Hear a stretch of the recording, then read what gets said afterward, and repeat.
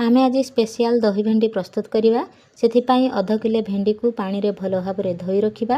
आ भेंडी तरकारी कला बेले सब आपण मैंने भेंडी को आग पानी रे धोइबे तापर जाइए काटिबे जद्वारा तरकारी लालुआ लगभग। आउ भेंडी को एमती छोट छोट करके काटी सारिबा परे आमे कड़े रे तेल देकी ताको फ्राए करवा। आपण मैंने जदि फेसबुक पेज रे देखुछंती आ मो रेसिपीटी आपण मानकु पसंद आसुची ताहले प्लीज मो पेज को आपण माने लाइक कमेंट शेयर करिवे आ फॉलो करिवे। एबे आमे कड़े रे अल्प तेल देकी भेंडी को देकी सेथिरे अल्प टिके लूण देकी भेंडी को फ्राए करवा।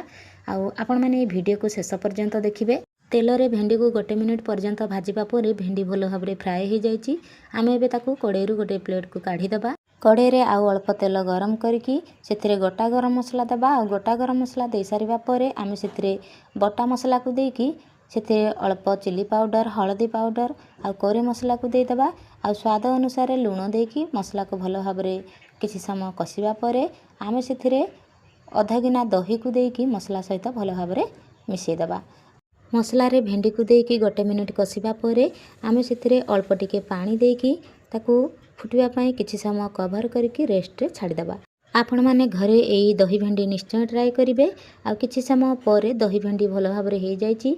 एबे सेथिरे अल्प कटा धनिया पत्र दे दबा। आ रेडी हे जाइची दही भेंडी। आशा करूची रेसिपीटी आपण मानकु निश्चय पसंद आस्थिबो।